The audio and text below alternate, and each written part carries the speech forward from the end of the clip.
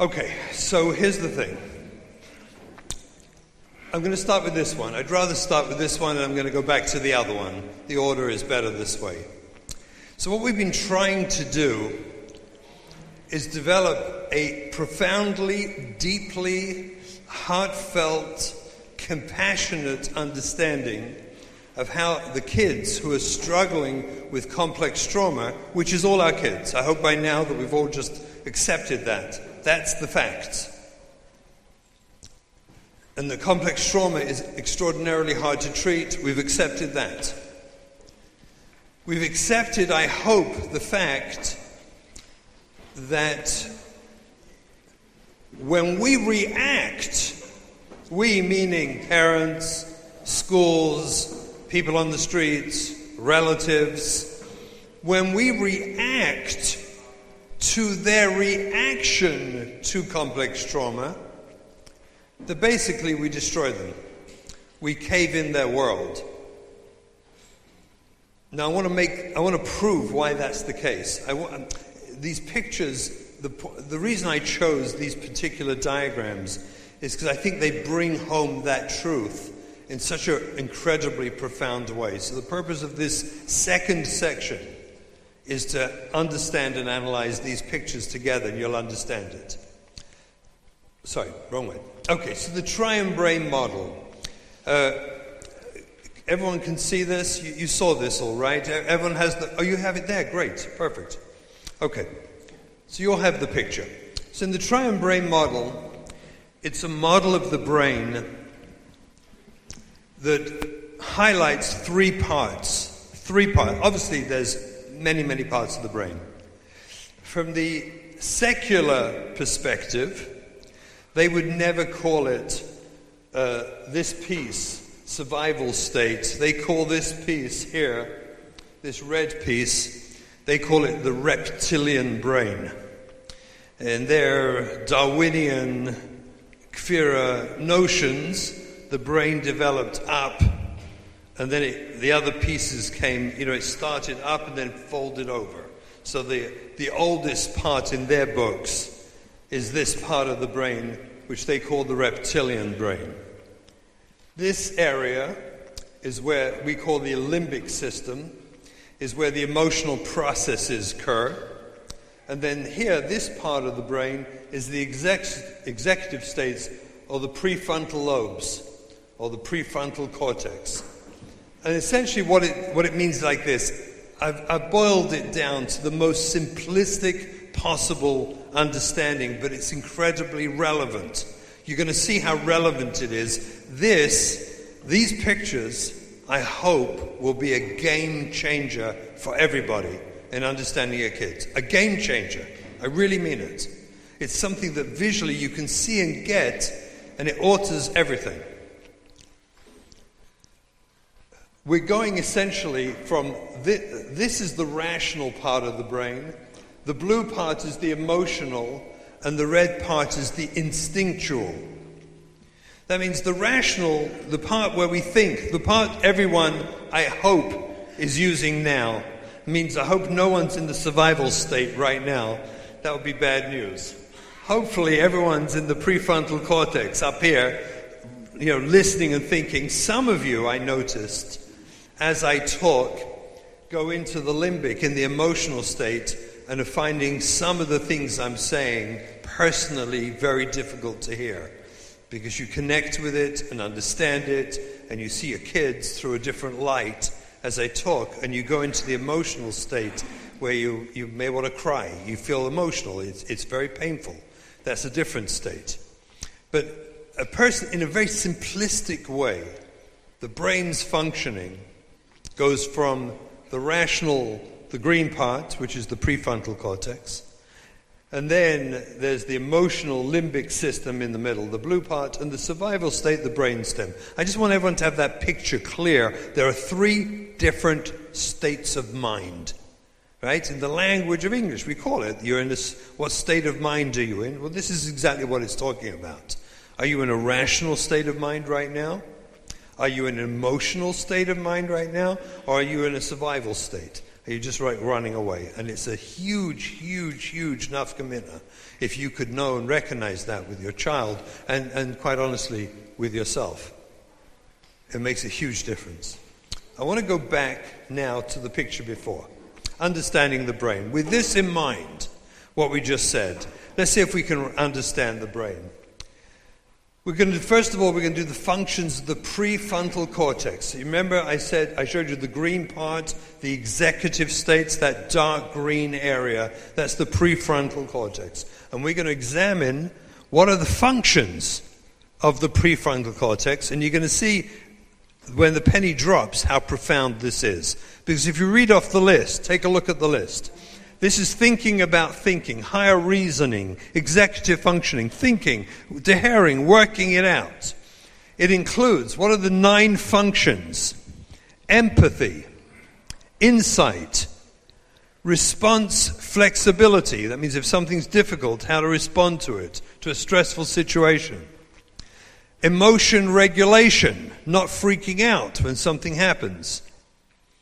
Body regulation, morality, intuition, attuned communication. Couldn't be a better one than that. That's what we do up here. Attuned communication means, Rabbi say it means like this: when your wife talks to you, you answer relevant to what she said. That's called attuned. They all know that. That's called attuned communication. They're all waiting for you to do that. That means you don't say nah and talk about something else. You actually, you mean this, and you attune in, right? We also call it contiguous communication. Like Alaska and New Jersey, they're not connected, right? But New Jersey and New York are. They're contiguous. So when you communicate, it's meant to be connected, so you respond to what they say. Is this okay, ladies? Am I doing good? Okay, great. Yes. Okay. See, you notice, they do it naturally. We don't. Anyway, attuned communication. The good news is we have it too. It's somewhere deep inside our prefrontal cortex, the ability to do it. And fear modulation. Now, just imagine, those are all the kaiches. They're all the 9 of the major qualities that are achieved through using the prefrontal cortex. Essentially, those are the skills for life. Healthy people use those skills and modulate between those skills, up and down, whichever one you need, going easily between those states in order to deal with life. So a non-traumatized person, when confronted with a challenging situation, someone who's not traumatized, utilizes the 9 functions of the prefrontal cortex, stays there because they're not a traumatized person. So they deal with the situation using these very mature, and healthy aspects of how a person functions. That's all in the prefrontal cortex. It's right there. The limbic part, which I showed you before, the emotional state is the limbic state. So what happens when you're fighting with someone, debating, arguing, you've got a stressful moment, right? This actually, forgive me, really forgive me, I don't want to stereotype, so forgive me. My wife will get me over the head for this if I get it wrong, so I'm going to say it right, okay? But it's probably more likely that when that attuned communication from him to her didn't occur 2 or 3 times, she might well drift into the limbic system, the emotional state, and start crying or be upset and angry. Am I right or wrong? Is it more or less right? Yes, there was some clapping. Okay, we got it. Shoo. Did I do it right? It wasn't stereotyping? Okay. Not that we can't. Men do that too. We get into emotional state, we just get angry. Our emotion is more likely to be anger. So someone doesn't listen to you, doesn't tune into you, you don't know what to do, and you rush through the 9 functions of the prefrontal cortex, trying to deal with the crisis in front of you, the situation that's so painful and difficult to deal with. You go up and down, and generally speaking, men are more likely, if it doesn't work, to head straight to the limbic system, shut off the prefrontal cortex, and get angry, get mad, raise your voice, make an angry face. Do you understand? It's the emotional state. I'm guessing that Noshim are more likely to go into the emotional state with crying and upsetness and frustration. Probably. I'm just guessing that's more likely. Personally, I don't know. I don't. We stay in the prefrontal cortex all the time. So this is sort of healthy people. This is how the brain functions and how healthy people do. So you dip into the limbic. Again, I'm dealing right now only with crisis. There are many good reasons to dip into the limbic system that have nothing to do with crisis. You go to a chasna, you don't go rationally into a chasna. Hopefully you go warm and loving and emotional into a chasna. I'm not addressing that at all now. I'm simply addressing that when you're dealing with a crisis, a threat, a difficulty, a problem, someone's attacking your integrity, making you feel stupid, threatening you in some way, strong or small, but they're threatening you. So a healthy person, did it again, I'm going to get used to this. A healthy person, when threatened, their integrity, their dignity, they're covered, your ego. So you go through the 9 functions of the prefrontal cortex. That's what intelligent, healthy, gesunde people do. And you solve the problem. You have attuned communication. Your response flexibility, emotion regulation, insight, empathy. You use these kaiches to work through the conflict that you're experiencing, and you solve the conflict. That's a healthy, non-traumatized person. Does that make sense? Am I clear about that, right? Then, if that doesn't work so well, even healthy people are likely to step into the emotional state, the limbic system, the blue part, and there, in the blue part, is where all the problems start. Because in the blue part, you can see is fight, flight, freeze, stress response, thinks, am I safe? Do people want me? Emotions live here. When you're threatened,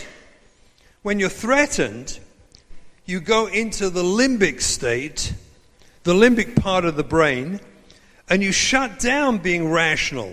Because I tried being rational. I tried reasoning with you.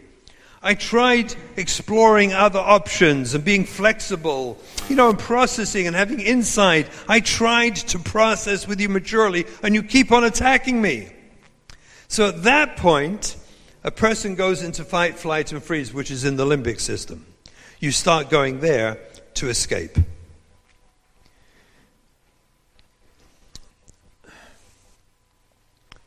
The limbic brain is the place where I go to know if I'm safe. Am I safe? I just want to get away from you. So fight, flight, I'll start screaming at you. I'll start yelling at you, intimidating you, because I want to shut you up, because I don't like what you're saying. I want you to stop it. So I'm going to scream at you or yell at you, or sometimes cry hysterically. It's an attempt to be safe. In other words, I just want to stop you. You're hurting me. So I go into this state because I want to be safe. In that place is the question, do people want me? Do you want me? Because it doesn't feel like it. If you wanted me, we'd have attuned communication. We would have been talking and schmoozing, showing insight and flexibility and understanding of each other, whoever we were. By the way, husbands and wives, we flow backwards and forwards in this. If you can chap this, your shalom bayis can take off. I'm telling you, it can take off. If you can chap what's happening to you.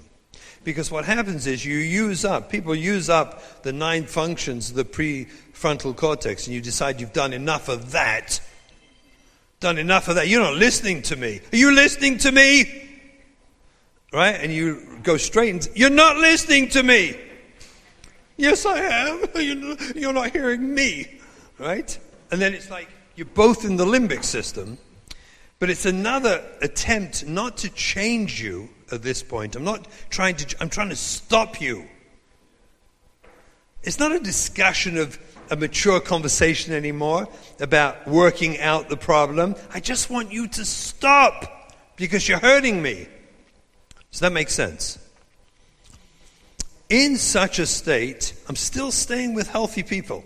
I didn't do the trauma piece yet. With healthy people, we go backwards and forwards, and then when we feel a bit safer, we come back into the prefrontal cortex, and we start dealing rationally.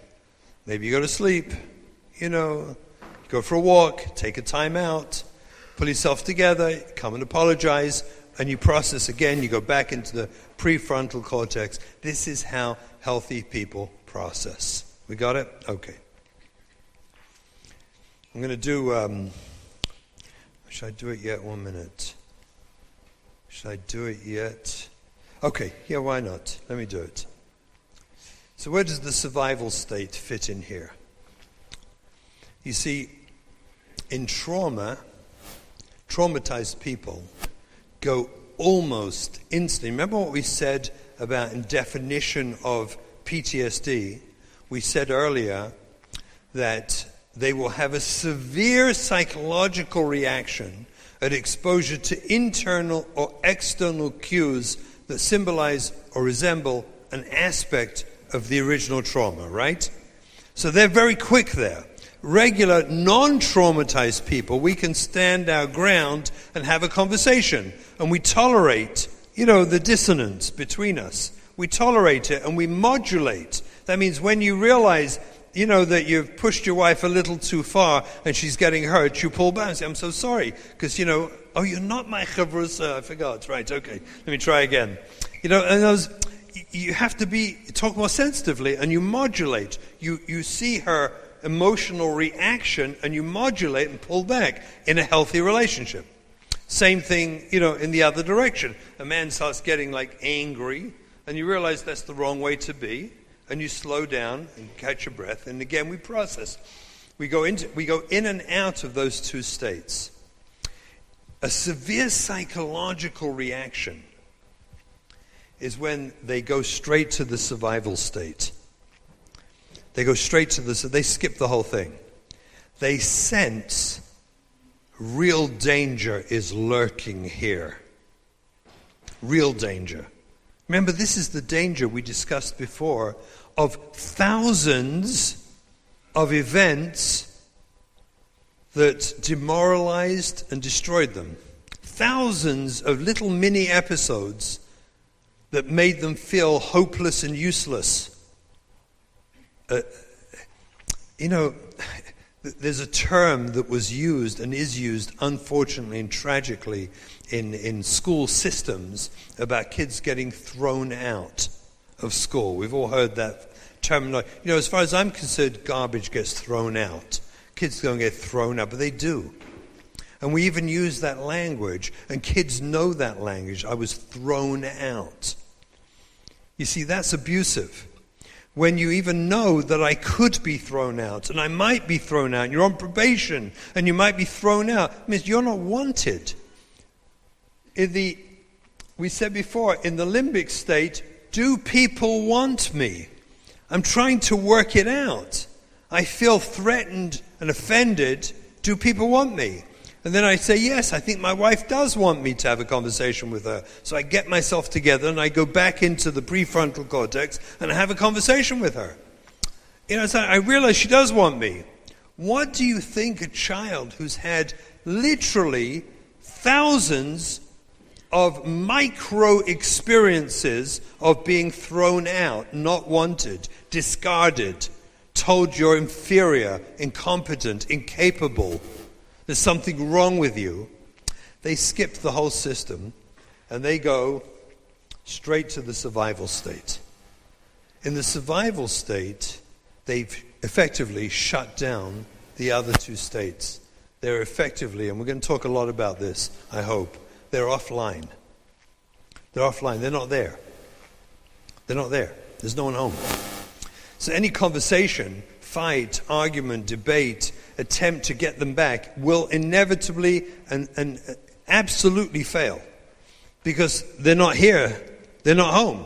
They've run away. They've disappeared. And at that point, what's taken over is the nervous system. They're actually taken over by their own nervous system. It's not rational anymore. You're not having a conversation, a rational conversation.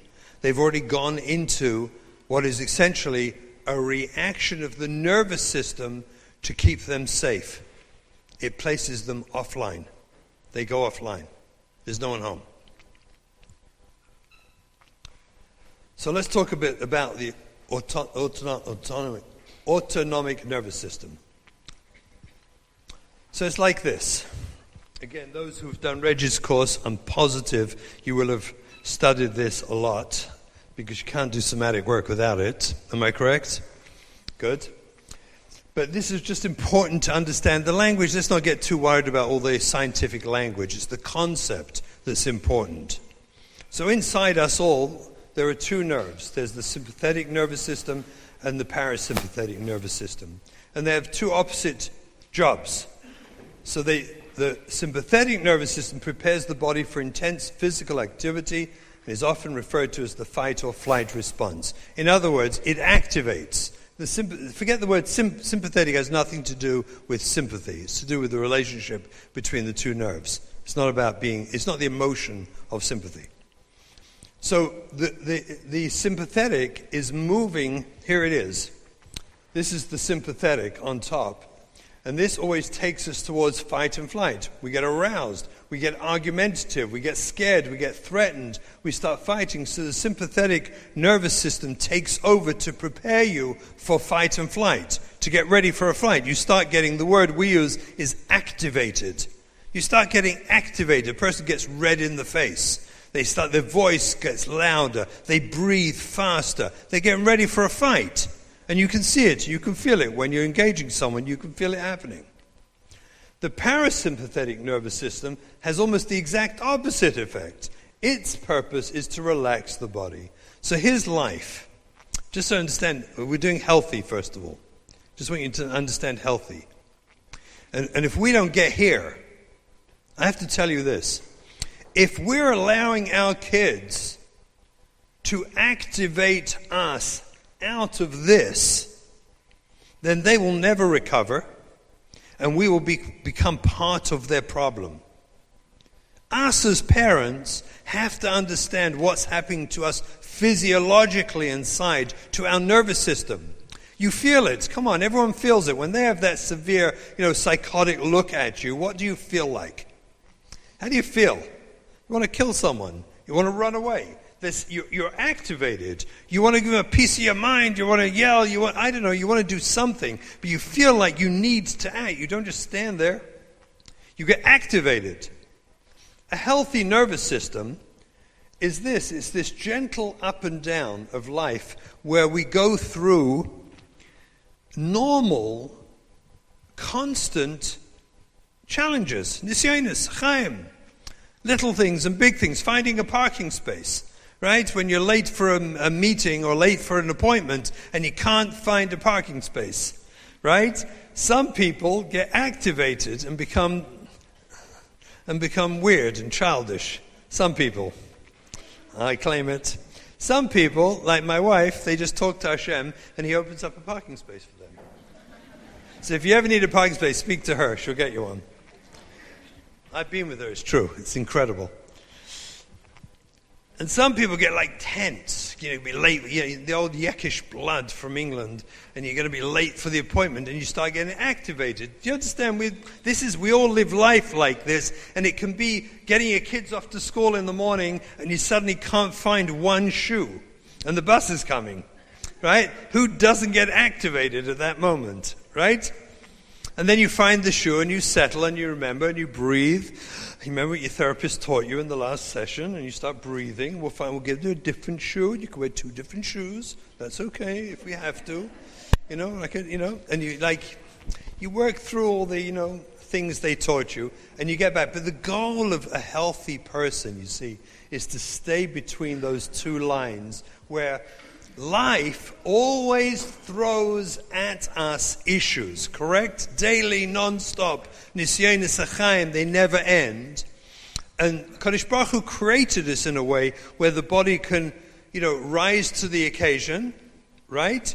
That's what the sympathetic system does, the nervous system. It gets you activated enough to deal with, more alacrity, get into it, deal with it, quickly get that, that skirt that your daughter needed for school that was crumpled in the bottom of the closet and she has to leave in the bus in 2 minutes, and you can iron a pleated skirt in 2 minutes. Wow, good for you. And that's what the sympathetic nervous system did for you. It activated you to get you doing it. You don't want to stay like that all day because you'll be like, the Energizer Bunny. You can't. You'll burn up too much energy. No one can handle it. So then the parasympathetic kicks in and slows you down. We got the picture. This is normal person. This is ideal. We, by the way, I submit to you, if there's nothing else you gain this entire weekend, but realizing that our obligation and responsibility and commitment to our children, especially our struggling children, is to get there. If there's nothing else you take home, and you will, because it's an extraordinary program. It's mind-blowing, this program. But if there's nothing else you take home but realizing my job is to be between the sympathetic and the parasympathetic, meaning to say, I've got to settle myself. I've got to stay within parameters, healthy parameters for my child. If I can't get there, then we're going to start bouncing off each other. I'll activate them, they'll activate me. My activation will activate them, and we'll both end up in the survival state, disconnected, frustrated, and angry. Does that make sense? Very much. Sorry? Very much. Oh, thank you. Okay, so look, this is another way of looking at it. Yes?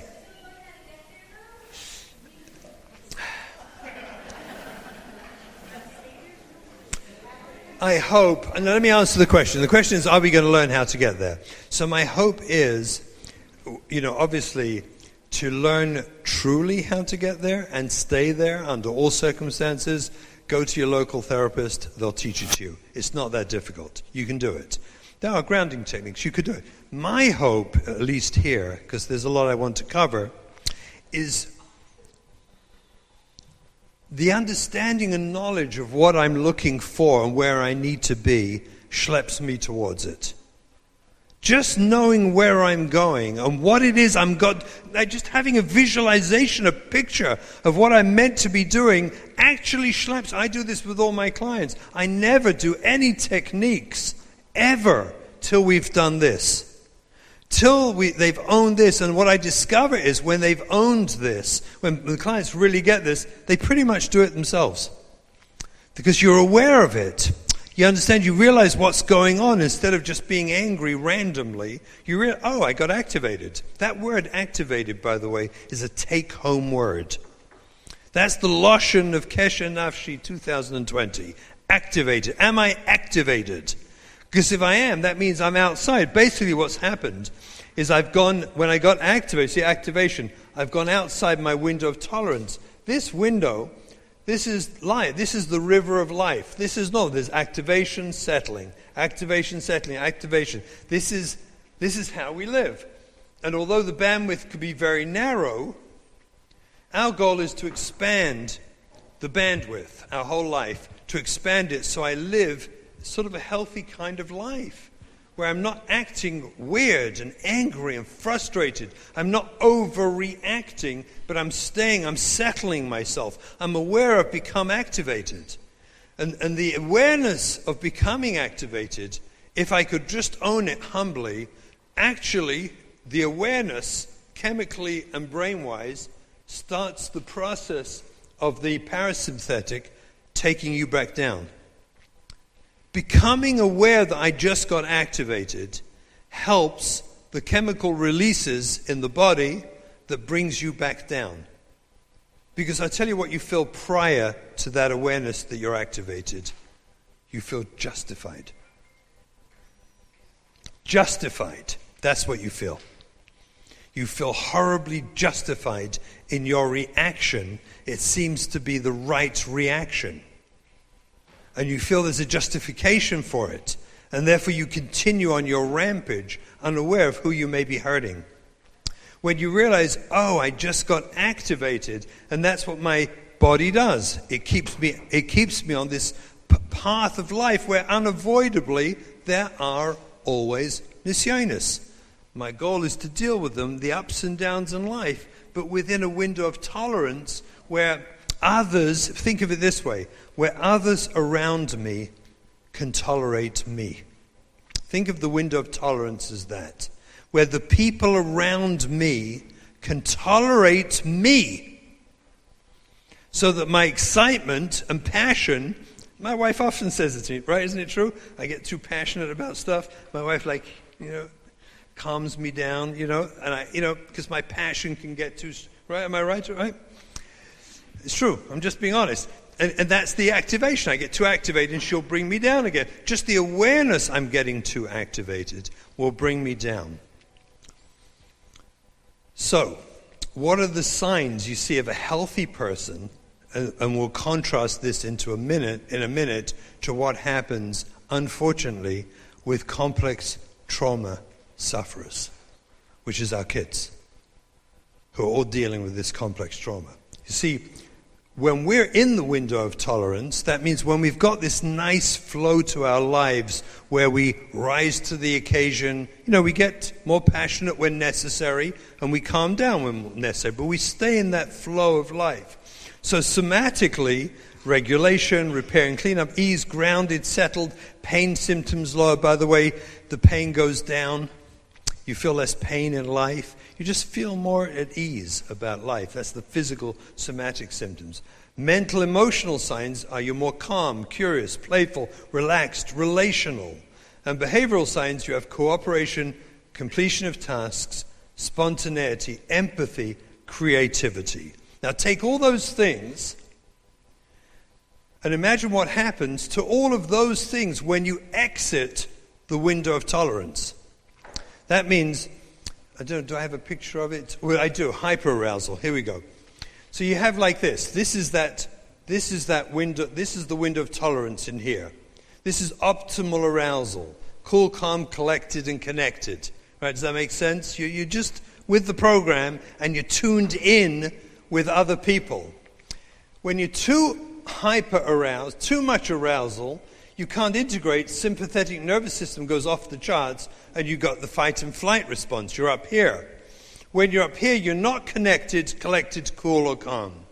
Similarly, when you have hypoarousal, that means you've gone too far down, which also happens in fight or flight, immobilization. You shut down. Flat affect, no energy, inability. Think about your kids. Think about your kids, you're struggling, think of one of your struggling, suffering kids. When they get activated, something goes wrong in their life. There's one of two responses they're going to do. They're either going to, in the lotion of the streets, freak out, right? They're going to go crazy. That means, in our language, a severe psychological reaction at exposure to. They've experienced something that reminds them of their original trauma, and they freak out. So they go up here. Emotional overwhelm, feeling unsafe, impulsivity, anger, rage, defensiveness, racing thoughts, emotional reactivity, hypervigilance, etc., tension, shaking under poor judgment. What kid doesn't have poor judgment? We're in that state. And then we wonder about why they have such poor judgment. Well, that's because they're in that state. When they've gone into this activated, hyper-aroused state, they're going to have poor judgment. Can you imagine at that moment? This is that thing I was trying to explain earlier today. Imagine how honestly cruel, I don't have another word for it, is when a kid goes into hyperarousal. And why do they get there? Because they have complex trauma. And in complex trauma, remember, you're going to have a severe psychological reaction at exposure to internal or external cues that symbolize or resemble an aspect of the original trauma, right? We've got the lambdas, we're following it. So that happens, triggers them. They go into the fight and flight, into the red zone of the brain because they just want to survive. They're hyper-activated. And guess what? When you're hyper-activated, you have poor judgment. Because guess what's offline? Right? The frontal cortex is offline. It's offline. So of course you've got poor judgment. And then we nail them on their poor judgment. They do something stupid at that moment, and then we criticize them for that behavior.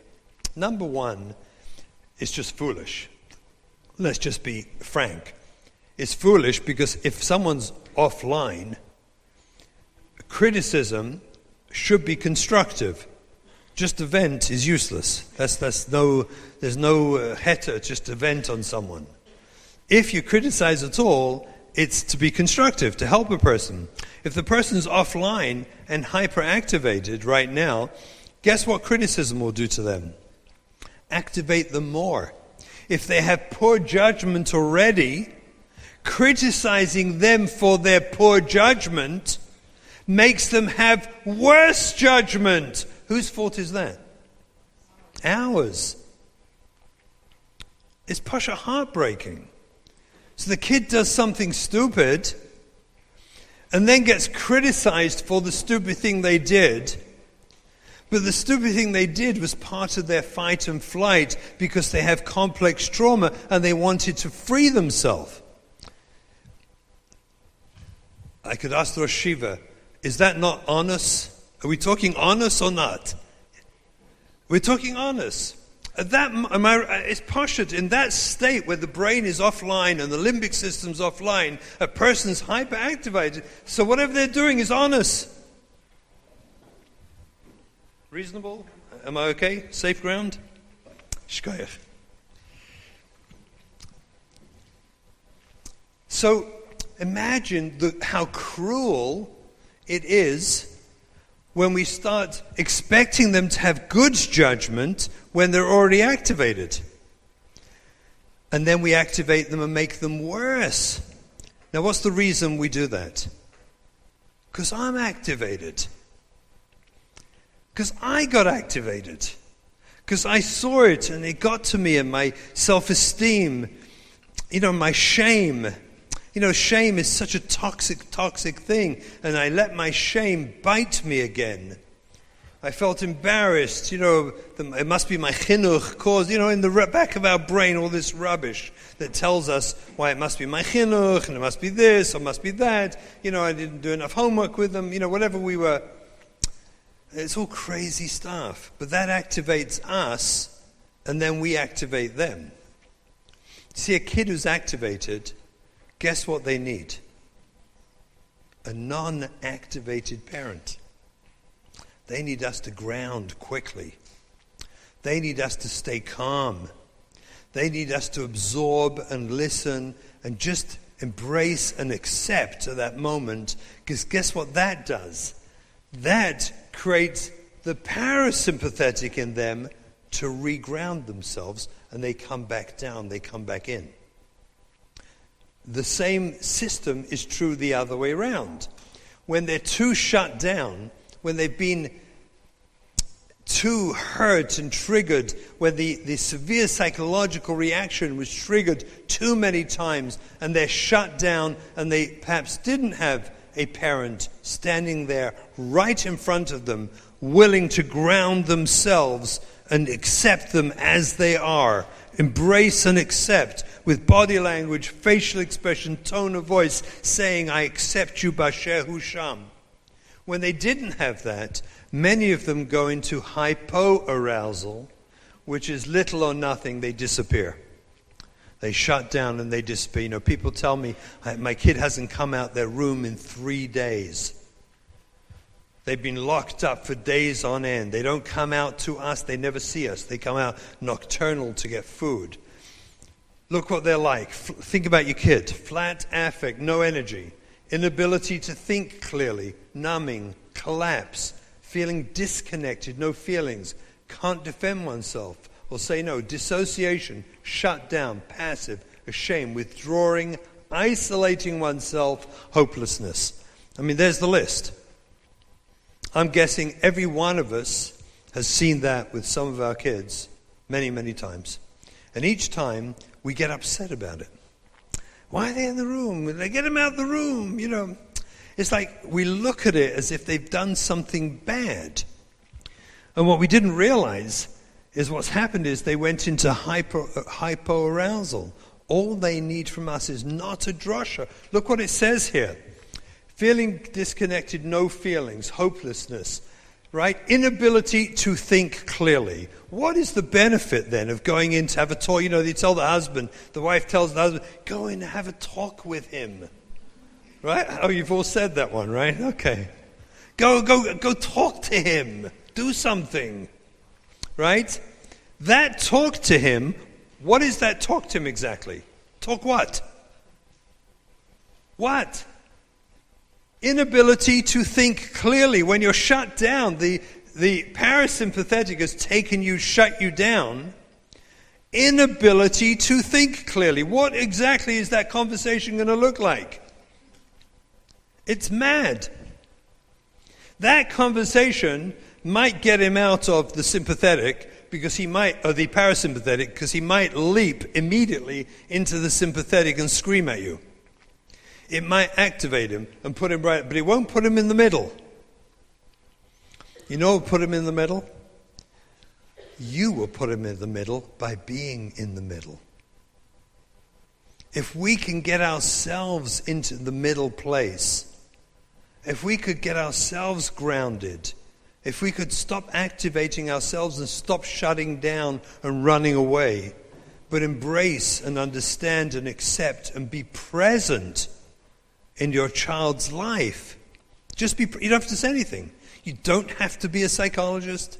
You don't have to be an amazing mashpia who's just got all the right things to say. That's the last thing he needs.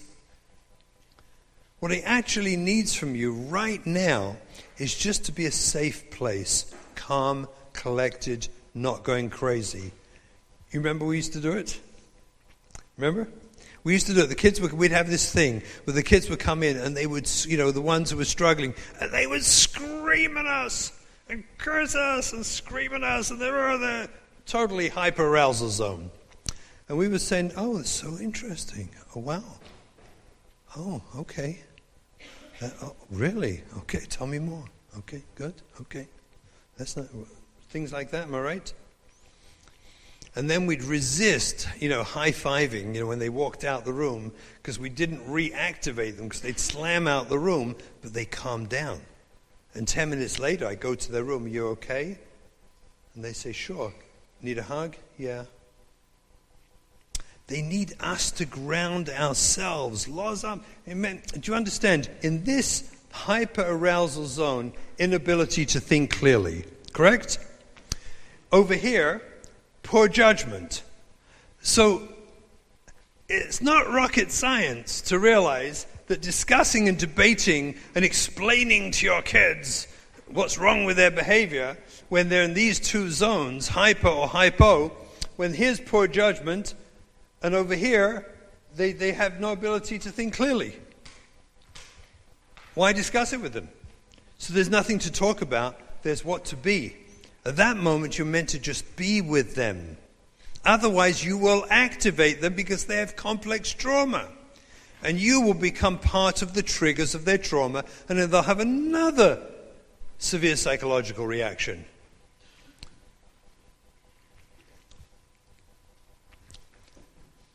So let's understand now. We talked, I think 2 years ago, about the role of the amygdala. So we said like this, right? The prefrontal cortex, executive functioning. This is where it all goes on, right? In here is the hippocampus, memory, that's the limbic system. But in there is this little thing called, this sneaky thing called the amygdala. Now the amygdala, you have to understand, the purpose of the amygdala is to protect us, is to save us, is to keep us safe somehow. The job of the amygdala is to recognize, is something dangerous coming my way? Now just put yourself, if you can, just for a moment, into the shoes of a child who suffered complex trauma. We gave 2 examples just for the sake of our conversation here. One was the example of a young child who was sexually abused. And because they unfortunately were sexually abused, now their experience going through life and going through the system will be to re-traumatized frequently, a myriad of times, every day actually. A girl who was sexually abused and now finds herself to be in the framework of being in that world, every time her mother talks to her about tznius, will be activated. She'll be activated. A boy, again, I'm just drawing two simple examples because they're so common and so tragic. A boy who has an undiagnosed, clearly learning disability, but some sort of undiagnosed learning disability, and there's 100 reasons why he might have it, 100 reasons. But it was undiagnosed, he doesn't have the proper help, and he feels like a loser, failure, a disgusting, worthless creep, a person who doesn't belong in this world, because what does he hear every day? And I'm not judging, you understand, I'm just describing.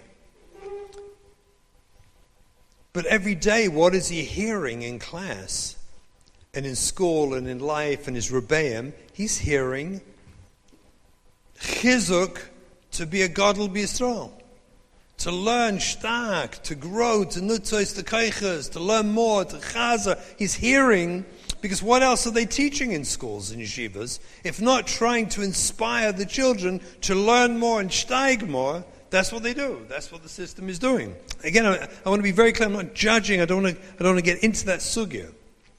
I'm describing what is the experience, though, of a undiagnosed learning disordered kid. And there are thousands of them, obviously. Thousands and thousands. By the way, you are effectively learning disabled in today's world if you simply don't have a high enough kishron.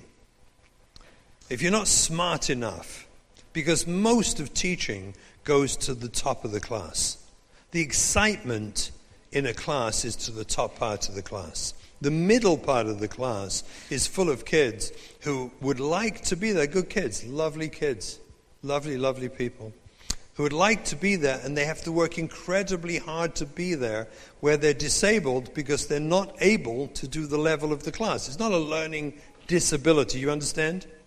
But they are disabled because they're not able to get hundreds and 90s and hundreds. It's not in their parsha. They can't do it.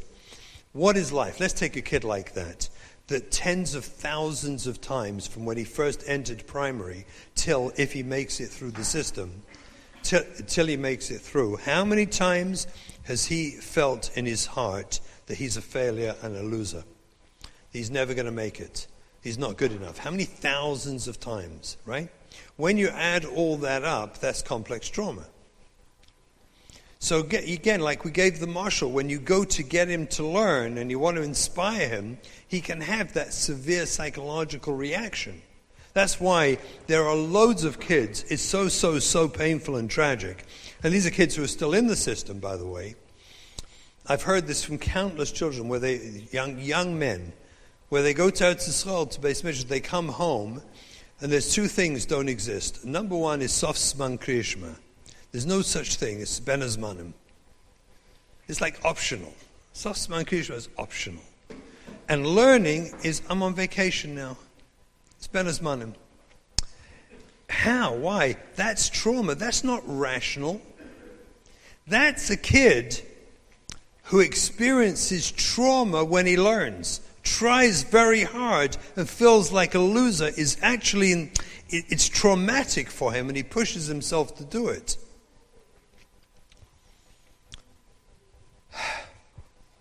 So what's the purpose? What's the purpose of the amygdala? So the purpose of the amygdala is this little piece of the brain whose job is to detect anything happening that could threaten my integrity. Anything, everything. It's like a radio wave thing, a sensor that senses and picks up nuances in life all the time, non-stop, to see whether or not I'm being threatened. Well, if you expand that world of threatening, if you expand that with kids with complex trauma, What is their experience daily of feeling threatened? Complex trauma children. We all know we have them. Do you think they ever get through a day without being activated? Kemat never. That means their amygdala almost every day will see something that is scary and frightening about life and will shove them very quickly back into the survival state. Will take them offline very, very quickly. And the amygdala sees fear based on previous abusive experience, things that happened to them. Whatever's happened in their life, the amygdala will pick it up and it will shut them off. Now, what's the purpose of the amygdala? First of all, obviously its purpose is to protect us, right? You don't want to get hurt. If you have actually been, for example, God forbid, a person's been mugged, then there are sounds, sights, smells, feelings, associations to that mugging event, which the brain remembers, and when the brain experiences anything like that, you will be activated immediately. The sympathetic nerve system goes into activation to save you. It's a benefit to us. But what happens if, like in learning, take learning or divrei Torah, and the kid's just not quick enough or sharp enough, and has been made to feel stupid his whole life, which is what happens to so many of these poor children.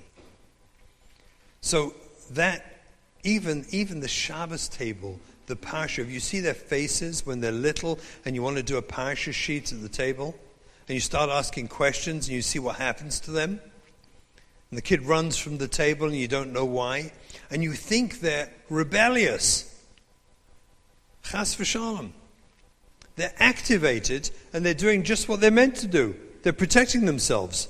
They're getting out of there before they get asked a question that they might not know how to answer. Do you know how humiliating and shaming it is for any of these kids who are like these complex trauma kids, and the father sits at the table and says, "What's the parsha this week?" He's being innocent. He's just like talking the parsha. And there's one kid, this kid, who has complex trauma. He doesn't know. He was checked out the whole week. He was checked out. So yeah, he's going to run from the table. So the purpose of the amygdala is primarily to protect us. The bear in the woods. What's the purpose? What happens? Right? If you're on a Chol Hamoed trip somewhere, and you're with your family having a picnic, which, by the way, I recommend strongly, instead of going to Great Adventure and all this rubbish. I really, really, really recommend family time alone with a ball in the park. It's just amazing.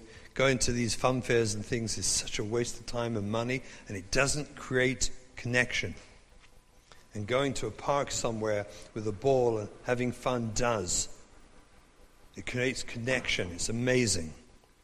But here you are in this park, following my advice, having a Chol Hamoed trip, and out of the undergrowth, from some distance away, walks a bear, a medium-sized brown bear. What happens? What happens? Well, the amygdala notices. If nothing else does, I guarantee you, the amygdala notices. Here's what you don't want to do. What you don't want to do is say, "Oh, look, what a cute bear. Quick, get the camera. Let's take pictures. Can we do a selfie with it? Can I No, you don't want to do that kind of stuff. You don't want to go anywhere near it. You don't want to sit there glaring. One minute. Which is the dangerous one, the brown one or the black one? No, 1 second. Yankee, what do you remember? Is it the brown? Which one's is this? You don't want to do any of that. What you want to do is back off quickly, leave everything, and get in the car. So the amygdala does something very beautiful. It shuts down the prefrontal cortex, the rational part, so you won't have these lumdischer conversations about which type of bear, and can you run faster than the bear? I don't know is that a cub or is that the... You don't want to talk about it. You want to shut that part of the brain down. You want to shut the part of the brain that thinks it's so cute, let's go take a picture. And you want to get out of there. Interestingly enough,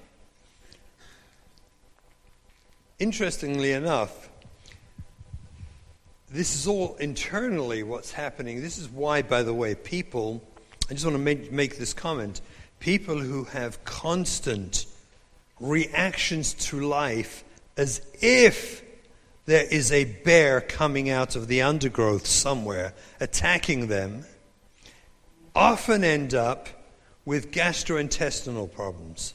Why is that?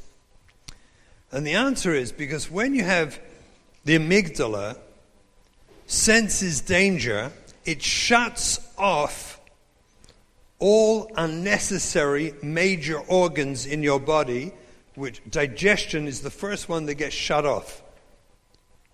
That's why gastrointestinal and Crohn's and irritable bowel syndrome, all these kind of things, seem to be related to people who have complex trauma. Because people with complex trauma, unfortunately, are constantly being triggered. Their amygdala is constantly being aware of different things happening that could threaten me, and so the system shuts down. And no, in the bear example, I think the way they say it, the scientists, is I'd rather not digest than be digested. That's the way they remember it. In other words, I don't want to be digested, right? So they HaKadosh Baruch Hu made this amazing system. It shuts down digestion. It shuts down a lot of systems instantly in the body, keeping online only the ones for fight and flight. Well, imagine, again, please put yourself in the shoes of your child who suffers with complex trauma, who is constantly, their amygdala, seeing, feeling, experiencing, sensing something that could be dangerous, that could threaten my integrity, that could make me feel worthless, hopeless, and horrible about myself. And of course they shut down.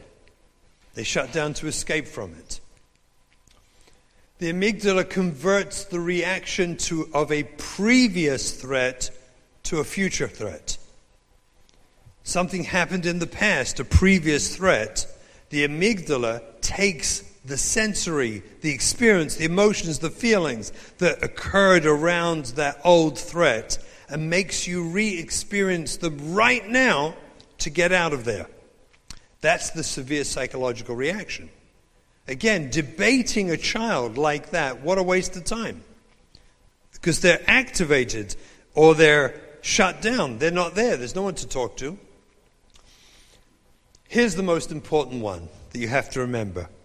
The amygdala has the power to shut down, or let's at least say impair the functioning of the prefrontal cortex and the limbic system. We explained that the prefrontal cortex has those 9 features of how rational, healthy people deal with life. The amygdala shuts that off. Because at this moment, no, we're not going to discuss the pros and cons of brown or black bears. No. We're going to just get out of there. So it shuts off that. The amygdala doesn't want you taking selfies with a bear or with any other threat. You understand? So it shuts off the limbic system. And all you're left with is the survival, the red part, the brainstem is all you're left with. You're completely shut down. That's what the amygdala does. It puts you offline. So just imagine at that moment having any form of debate or discussion with your child when they're offline is crazy. You're actually simply going to activate them more. All you will do is make them worse, not better. It's absolutely impossible. And the only thing you can do at that moment is get yourself back within the window of tolerance. Get yourself grounded, breathe, calm, relax. Be an image, a reflection to them that life is safe. Stay calm. Stay calm and stay relaxed. So when trauma reaction is triggered by the amygdala, this is what we've said, the prefrontal cortex shuts down. That causes a loss of control over values, pro-social values, empathy, service, inspiration, and control over impulses, self-interest, competitive, status, power, and control, impulse control. In other words, that gets shut down. You don't imagine this. Your kids going through life constantly being triggered because they have complex trauma, as we've explained. And when they're triggered, they lose control over values and impulses. That means they become impulsive, they react impulsively, and they react as if they don't have values. They do things that are crazy. Crazy, like weird haircuts, like dressing in nutty ways, like isolating in their rooms for days on end, etc., etc. You know, you have kids. You can do the list as well as I can. But all that stuff, now just get this. If we're making the case that the amygdala, a trauma reaction, that means the amygdala recognizes there is a threat to me right now and shuts down the prefrontal cortex and the limbic system just the way the Ribono Shel Olam made us to save us, to keep us safe, the bear in the woods, right, Marshall? But unfortunately, our traumatized kids have the same system working on them. And guess what they lose?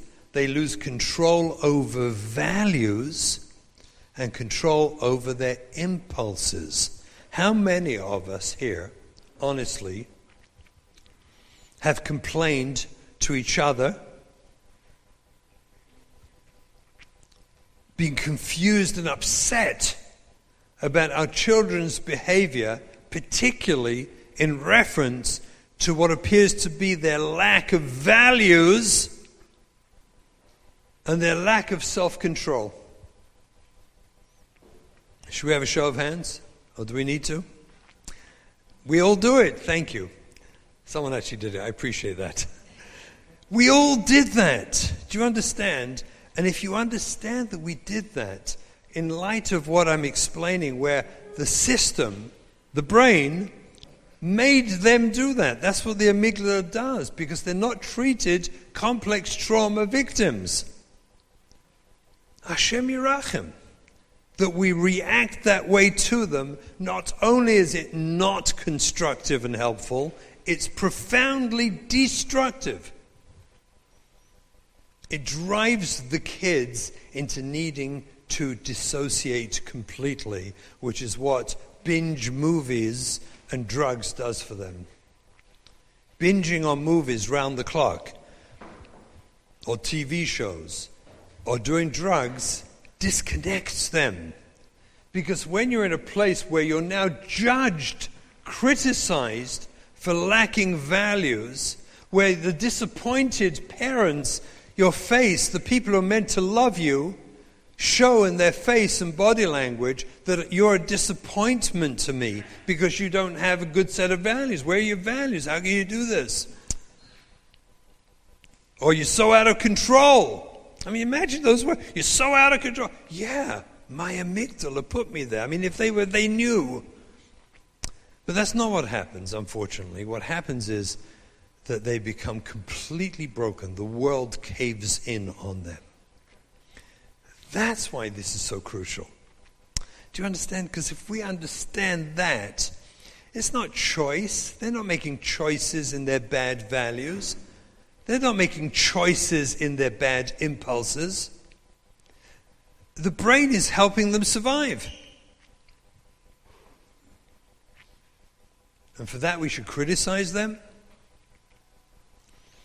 Take a look at this picture. This is really mummish, mind-boggling. This is a PET scan of a child's healthy brain and an abused brain. You can see the front is the top, the back. The red area is the area of electricity, of functioning. Red shows high level of functioning. So we know what's at the front of the brain, right? What's at the front of the brain? The prefrontal cortex, right? When that's online, we're rational, we have empathy, we have insight, All the 9 things are online. The healthy brain, they're online. Take a look at the brain of an abused child by comparison. They're offline. And guess what's at the back of the brain? The survival stem. Take a look. What's more here is the survival stem is more because they've shifted their energy to the back. That's an abused brain. And Hashem Yirachem, that we blame a kid who's in an activated state like that, where the front of their brain is offline. And we should come and criticize their behavior. We should be upset with them. We should even try and reason with them at that point. What a joke. It's pasha cruel. It's irresponsible and it's cruel once we understand the sugya. That's why we have to understand this sugya. Debating, discussing, arguing, pleading, begging, it's all useless if the prefrontal cortex is offline. There's no one home. They're in survival state. And the only thing productive we can do at that place is deactivate ourselves. Become a person who they can feel safe with. They can be in company of you and you're stable. You're not joshing them. You're not preaching. You're not begging and pleading. You're not bribing and rewarding. You're nothing. You're accepting. You're accepting, I love you, Ba'asher Hu Sham. Guess what that does to a kid who's activated? It brings them back into a window of tolerance. I'm not saying it's magic and it's that second, but I can tell you, when your child becomes aware unconsciously, we don't discuss this with them, but when they unconsciously become aware that that's what's going on here, guess where they feel safe? With you, at home. And they can actually start to heal. And they don't have to run away. Our job is to recognize that when they're in that state, take a look at it. The red is gone in the abused brain. There's no activation. There's nothing there. The prefrontal cortex is offline. So debating, discussing, arguing, talking, begging, pleading, it's all useless. Not just useless, it's cruel. It's straight up cruel. Chances are it will activate them more. And if you've ever tried it, you'll know I'm right. It's very simple. Try debating, discussing, logically, anything with a child when they're in an activated state like that. See what happens. It won't go well. If you've ever tried it, you know. Take a look at this. These are CT scans of a healthy brain and one with PTSD. The picture in the left, this time the front of the brain is at the bottom. Look at the healthy brain, the red spots on the front, that's the prefrontal cortex. A healthy brain, that's the place you want to be. Functioning life, empathy, insight, attuned communication, right? Look at the PTSD brain. That's not an activated brain. That's the brain of a person with PTSD prior to activation. That's their regular state. That's what complex trauma looks like. Rabbi say, take a good look at that picture. Because if you have a child with complex trauma, that's what their brain looks like. Now think about what demands and expectations you have of them. Think about how you interact with them. They're completely not there. And until we treat the complex trauma, lecturing, preaching, begging, bribing, all this stuff is worthless. It actually sets them up for future failure. Most of them won't handle it at all. Not at all. Because they're simply not there. That's the brain of a PTSD person. It's just off. No, it's treatable. Everything's treatable. Everything's treatable. The question is, what's the role of you, of us as a parent? What's our role here? What's time do we have till? What time am I finished tonight? What? Another 5 to minutes? Good, okay.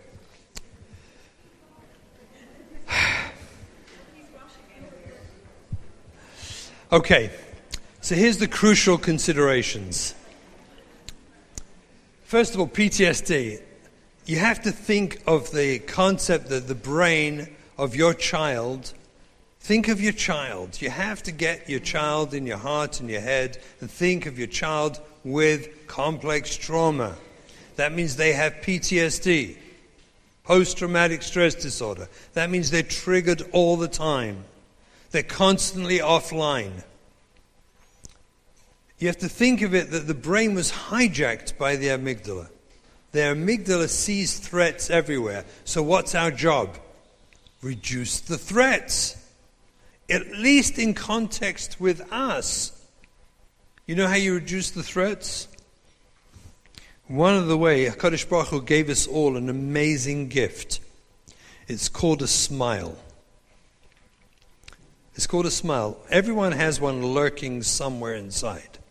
We've all got them. I prove it to my grandchildren because I point out somewhere in your tummy there's a smile and it shoots right up on their face. So I know I'm right. Everybody has a nice smile. HaKadosh Baruch Hu gave us a nice smile. There's many reasons for it. Chazal talk about it. But for these kids, there is nothing better ever than a smile. Whatever they do, doesn't matter. On the contrary, do you remember I explained before, if the kid goes and gets a mohawk, right? And then you smile at him and love him, he knows you love him. If he gets a nice crew cut with payers coming down the side, he doesn't know if you love him. You just love his payers. You're like dancing for joy. My kid's got payers again. You're texting all your friends. He's got payers. Oh my gosh, he put payers back on. Wow. Right? He knows that. But if he puts on a mohawk and you got this big smile and you think, oh my gosh, that's adorable. Wow. And you love him and you put that smile on your face, then he knows he's loved. That's how we hijack their brains back from the amygdala. There's nothing more powerful than your smile. I always tell the men, we have those little tefillin mirrors, if you check your tefillin, your rush, if you're Yakish, you've got two, make sure. Just kidding. That mirror, keep one in your pocket. When you come home from work, take a quick look. If you don't see that smile that HaKadosh Baruch Hu gave you, go for a walk. Go daven ma'ariv. Do anything but walk in the house to your kid. Don't walk in the house without that smile. Ladies have in your compact, right? Things, right? I know stuff, see?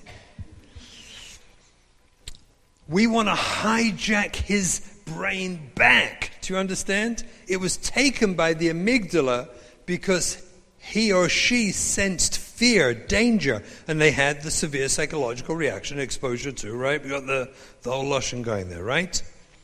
Well, one of the best grounding tools to bring your child back within the window of tolerance is a warm, gentle smile. Nothing dramatic, nothing fancy. You don't have to say brilliant things. You just have to be relaxed, grounded, and smile. Smile at your kid. Let your kid know he's loved regardless. Doesn't matter what he's doing. I love you. When you get really good at this, you can even say, yes, you may be very challenging. It's true, but I love you. You can get there, and he knows it, and he appreciates it. He comes and gives you a hug, because he knows it's true. I'm finishing. Parts of the brain we said are hyperactive, and parts are hypoactive. That means your kid will be going outside the window of tolerance all the time. They'll be flying too high and too low. That's what PTSD does. Our job is to get them back in the middle. You have to get yourself back in the middle. You have to breathe. I'm telling you, you can learn techniques if you want. Go to your local therapist. They'll teach you. But there are so many books. Mindfulness. I mean, mindfulness is like, sweeping the world today for the last few years. There's so many books on mindfulness. Say, by whom? By God. God gave us mindfulness. No, he gave it to us direct, I promise you. The author, God, G-O-D. You'll find him on Amazon. Mindfulness. I'm just teasing, I'm sorry. There's a million books on the subject, but there's, get a book, Mindfulness for Beginners. It doesn't matter, God gave us that one too. It's fine. There probably is one already. I bet you there is. Mindfulness for Dummies. The Idiot's Guide to Mindfulness. I'm sure it's out there. Mindfulness, you know what's special about mindfulness? It's so easy. You take it with you wherever you go. You don't have to be a super expert, like the Eastern cultures that turn it into avodah zarah. It's so ridiculous what they do with it. We don't have to go there. Mindfulness, it helps you center. Be present. Be present with yourself. Be a centered person, grounded. Our kids need this from us because do you see how that's the antidote to everything I've been talking about? The antidote is us. That we can center ourselves. We can breathe through. They're all looking for God's Guide to Mindfulness. Everyone's like, I'm telling you, everyone here, they were like, okay. So when their parts of the brain are hyper or hypo, that means outside, we got to bring them back in the middle. So the smile on your face and being grounded as a person. Ground yourself. Don't overreact. Don't catastrophize. It's not a disaster. We'll deal with it. We'll get through it. Life goes on. Here's the most important one. 1 second. Oh, I got 3 more. They're all good. This is it, and I'll finish with this. Okay, this is it for tonight. These 3 things. First of all, listen to this. It's viewed as adaptive. You have to realize, when the amygdala saves a child and makes them hypo or hyper, makes you reactive, it's really saving them. The experience of being confronted with their complex trauma is so painful. It's so painful they would want to die. So disconnecting, do you understand? Running away from it all and disconnecting is adaptive. Let's contrast that with maladaptive. A maladaptive behavior is when you keep doing it when you don't need it. Adaptive, we consider their behaviors to be adaptive. In other words, they're trying to survive. When they dress, like I said, when the girl dresses in a totally unsneer-sticker way, that's adaptive. She's trying to find out, does mommy love me? Or does mommy just love the way I dress?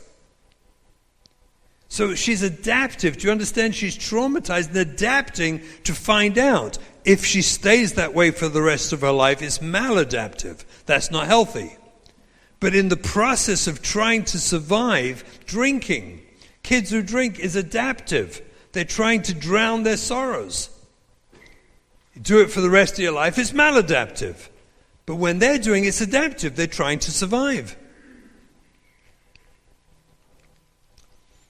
When triggered, when a kid is offline, when the amygdala triggers and they're offline, is it reasonable to reason with them?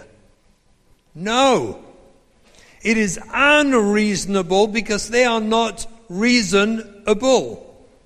Because reason is in the prefrontal cortex. So if that's offline and you're trying to reason with your kid about going to school or dressing properly, putting on his tzitzis, or dressing sanur to go to school, and she's offline, is that reasonable? They're offline. No. No, it's ridiculous. It's crazy, actually. And not only that, but you'll probably trigger them and put them into a worse tailspin. It is not reasonable to reason with someone who is unreasonable by virtue of the fact that their brain is offline. So stop reasoning with them. saves a lot of wasted conversations. My wife and I remember a story we had once when our eldest daughter was struggling. She was in Baltimore at the time, and she wanted to speak to me about something. She was in a park. I knew exactly which park it was in Baltimore, and there was a cell phone. It was days before cell phones, a public call box. And she called, and she said something to me, and I started, before I knew all this, I hadn't met Shimon Russell yet, so I didn't know. So I knew nothing about this. And I started to launch into a whole drasha. It was probably one of the best drushas I've ever given. I mean, it ranked right up there. And then I found out I gave this drasha to the receiver was hanging in the wind underneath the phone box. She'd gone right away. The moment I started, she left it. And I spent 20 minutes or so giving a drasha to the air in some park in Baltimore. Reasoning with someone who is unreasonable because they're activated. Who's the Meshuggah? You or them? And the last one is don't give up. This is for tonight. The concept of neuroplasticity, that Baruch Hashem, a brain can be retrained. Not overnight, and it's not easy. But let's not give up. I've tried to make the case as stark can be, so that we understand what our role is. So we understand what our poor kids are going through. But don't give up. Because when we start doing this, and they mature enough and get old enough, and they're ready to start retraining, they can retrain their brain. Brain is well known, there's a concept of neuroplasticity, whereby the brain can actually be trained and grow constantly and repair itself. So we can get them back online. I really, really hope this has been helpful. You've been great, and we'll continue tomorrow.